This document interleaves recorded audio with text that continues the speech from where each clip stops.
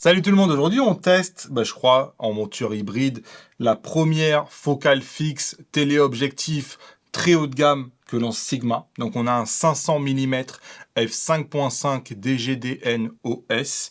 Sur la fiche de spec, diaphragme 11 lamelles, donc ça c'est plutôt cool.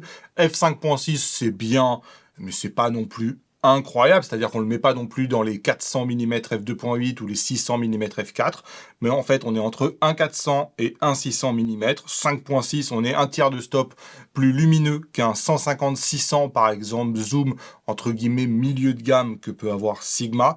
On a évidemment un super autofocus avec les derniers algos et moteurs de chez Sigma. Stabilisation, pareil, on a le dernier moteur de chez Sigma. 20 éléments répartis en 14 groupes. Il est tropicalisé. On peut mettre des filtres de diamètre de 95 mm. Et il y a un bouchon, ce que j'ai reproché récemment à d'autres téléobjectifs. Ça, moi, j'aime plutôt bien. Évidemment, son avantage, c'est sa taille. C'est clair que en termes de compacité, c'est plus facile à trimballer qu'un 150-600. Et c'est surtout moins lourd, puisque là, on parle de, en gros, 1,3 kg, alors que, par exemple, le 150 Sigma, le 150-600 Sigma fait 2,1 kg. Donc, 1,3 kg, c'est clair que là, on fait de l'animalier avec quelque chose de compact, avec quelque chose de léger, et c'est plutôt agréable. La distance de mise au point n'est pas exceptionnelle, 3,2 mètres, on est quand même sur une belle distance de mise au point, donc il faut être au moins à 3 mètres de son sujet, ça peut parfois jouer des petits tours, et d'ailleurs forcément en conséquence, l'agrandissement n'est pas exceptionnel, 0,16.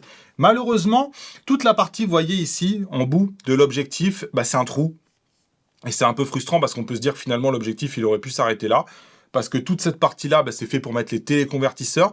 Ils sont bien présents en L-mount, par contre ils sont totalement absents en Sony. Donc en Sony, finalement cette partie-là, c'est dommage. On aurait pu avoir une optique qui est encore plus compacte. Le prix, 3200 €. Dans le monde de ces télézooms focale fixe, 3200 €, c'est probablement la focale fixe téléphoto qui est la moins chère de toute la gamme aujourd'hui disponible, parce que on était quasiment à 7000 € sur le 300 mm f2.8 que je viens tout juste de vous tester, et on est à plus de 10 000 sur les 400 ou sur les 500. Donc ça vous donne finalement une alternative pour avoir une focale compacte, légère, mais quand même faire de l'animalier, avec une ouverture qui est légèrement meilleure qu'un 150-600 qui n'existait pas du tout avant chez Sony. Cette optique, c'est évidemment une construction haut de gamme de la part de chez Sigma. Donc je vous l'ai dit, on commence par un trou pour les téléconvertisseurs. On a ensuite un collier de pied qui est super bien fait, et ça je peste quand il n'y a pas, parce que on sent bien les clics. Vous savez, on a des clics avec des vrais emplacements qui se mettent, ça c'est très agréable à utiliser. On a un pied arca suisse ici sur le trépied, ça aussi je peste quand on l'a pas, donc ici pour le coup il valide il coche toutes les cases.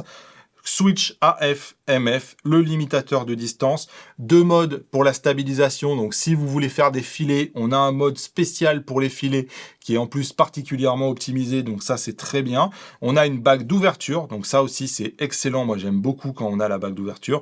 On a évidemment les boutons programmables, donc en fait il manque rien. Sur le terrain, cette optique là, vous savez, moi je vous le disais avec le 300 mm 2.8 récemment, on est pour moi sur une catégorie supérieure à tout ce que peut faire les zooms. On est vraiment dans le débat zoom ou focale fixe, mais ici on est vraiment sur les focales fixes un peu prestigieuses, vous savez, téléphoto. Il y a un truc en plus, en termes de piqué, de micro-contraste, de tout ça, c'est différent. On est vraiment à un niveau où on a ce rendu, moi vraiment je le dis, qu'on n'a pas du tout sur les zooms. Et là, moi quand je regarde cette photo, vous voyez que je zoome dedans, waouh! C'est à chaque fois c'est la même chose. C'est vraiment un rendu absolument waouh, et moi je peux rien dire d'autre que je me suis absolument régalé en termes de qualité du bokeh, de séparation des plans, de piqué, d'autofocus. Par dire waouh, bravo, quel piqué pour une compacité, pour un poids comme ça. Évidemment, c'est une optique qui va être une optique ultra intéressante dans la gamme Sony et en L-mount. Ouais, je peux dire que ça, parce que là, à chaque fois, on a une séparation des plans qui est extrêmement profonde. Ça marche bien, ça marche très très bien, et le seul regret finalement que j'ai, c'est le fait qu'en monture Sony, on n'a pas les téléconvertisseurs, parce que avec un piqué comme ça, on tient les téléconvertisseurs sans aucune difficulté. Donc ouais, là, vous voyez, l'arrière-plan, il est bien fond, mon sujet, il se détache bien de l'arrière-plan. C'est exactement la même chose ici avec ce canard-là. Ouais, là, putain, c'est dommage. On n'ait pas les téléconvertisseurs, parce que là, sans aucun problème, il tenait les téléconvertisseurs. Et je fais pas de mire sur ce genre de focale à 500 mm, ça n'a pas de sens. Mais je l'ai comparé quand même par rapport à un 150-600 ou un 200-600 Sony. Ouais, c'est la catégorie du dessus en termes de piqué, il n'y a aucun doute. Quand vous comparez les deux photos, il y en a une qui a beaucoup plus de détails, beaucoup plus de piqué et ce micro-contraste qui fait que l'image, elle ressort quand même beaucoup plus que l'autre. Et c'est le 500 mm 5.6, on le repère vraiment à l'œil nu sans avoir besoin de zoomer à 500%. Et d'ailleurs, sur cette vraie photo ici, oui, on voit bien la différence entre le 500 mm à gauche et le zoom de l'autre côté. On l'a aussi bien en termes de piqué sur le sujet, mais on l'a aussi en termes de bokeh, puisque quand vous regardez la douceur du bokeh et compagnie, oui, le 500 mm se démarque. Allez, petite pause dans la vidéo pour vous indiquer que cette vidéo elle n'est pas sponsorisée, Sigma l'a pas vue avant ni donné aucune consigne. Si vous voulez soutenir mon travail, ipln.fr, vous mettez le code créateur Damien. Moi, ça me permet de toucher une petite commission pour financer ces vidéos. Ça m'aide beaucoup. Un grand merci à tous ceux qui m'aident. Et en termes de billes de bokeh, c'est bien rond au centre, c'est en ovale sur les côtés, c'est assez doux, il n'y a pas d'onion ring, il n'y a rien de spécial à signaler. En termes d'autofocus, j'ai pas grand chose à dire. Là, je vous mets le canard, mais j'en ai tellement que, ouais, non, ça marche bien. Écoutez, franchement, sur la majorité des rafales, j'ai rien vu de spécial lorsque j'étais sur le terrain. Elle reste 100% nette. Après, évidemment, quand je fais le test de ma chienne qui court, et certains sont surpris quand ils la voient en vrai, elle court extrêmement vite parce qu'elle vient chercher ses croquettes et je peux vous assurer qu'elle est pressée.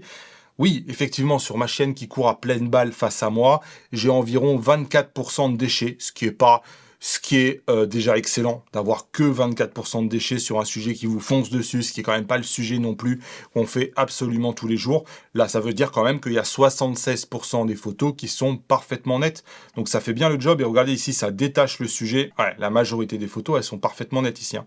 Et moi, je trouve que le piqué, le rendu, la séparation avec l'herbe qui est juste derrière, et vous voyez toutes les gouttes d'eau là qui s'échappent, ça fait quand même bien le boulot. Il y aura quand même un bémol que je suis obligé de citer, c'est que malheureusement, il y a Sony qui limite les optiques de marque tierce à 15 images par seconde. Et ça, ah mince, c'est un peu dommage. Là, moi, j'étais avec mon A1, donc 30 images par seconde, et mon A9 III, 120 images par seconde.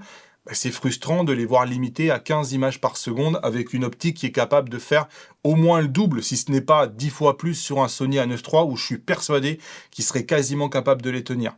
Donc ça, c'est vrai que, ah mince, c'est quelque chose qu'il faut avoir en tête. Et selon le boîtier que vous avez, vous savez que vous êtes bloqué à 15 images par seconde maximum. La stabilisation, si vous avez vu mon test du 300 mm f2.8 où je disais que je n'étais pas impressionné par la stabilisation parce que j'avais un autre objectif en même temps qui faisait largement mieux, c'était le Sigma.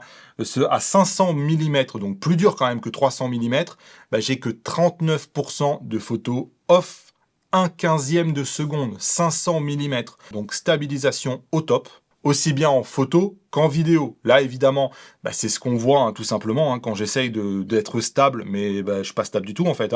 Et dès que je vais activer ce bouton qui active la stabilisation, ouais, on voit quelque chose qui est parfaitement utilisable à main levée. Oui, on est à 500 mm, sans monopode, sans trépied, il va pas falloir rêver. Là, je l'ai désactivé. Croyez pas qu'elle est activée, on voit nettement la différence. Évidemment, on a cette stabilisation qui est performante donc en vidéo, mais on a aussi l'autofocus qui est performant en vidéo. Donc moi, sur un sujet normal, j'ai vu absolument aucun problème d'autofocus ou de stabilisation. Donc là, c'est filmé à main levée, sans trépied, sans monopode.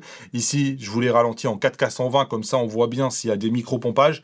Le résultat est plutôt pas mal, je sais pas ce que vous en pensez, mais moi j'ai été globalement très satisfait parce que 500 mm 5.6, il faut quand même une mise au point qui se rafraîchit.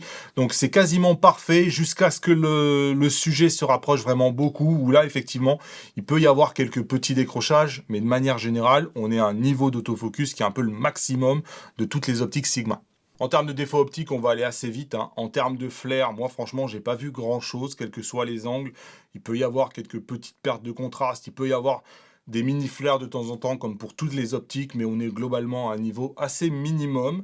En termes d'aberration chromatique, c'est exactement la même chose. J'ai eu beau chercher, vous voyez ici, on a une mini perte de contraste par exemple, mais les aberrations chromatiques, j'ai beau les chercher autant que je veux à 1000%, il n'y a quasiment pas d'aberration chromatique, donc pas de problème.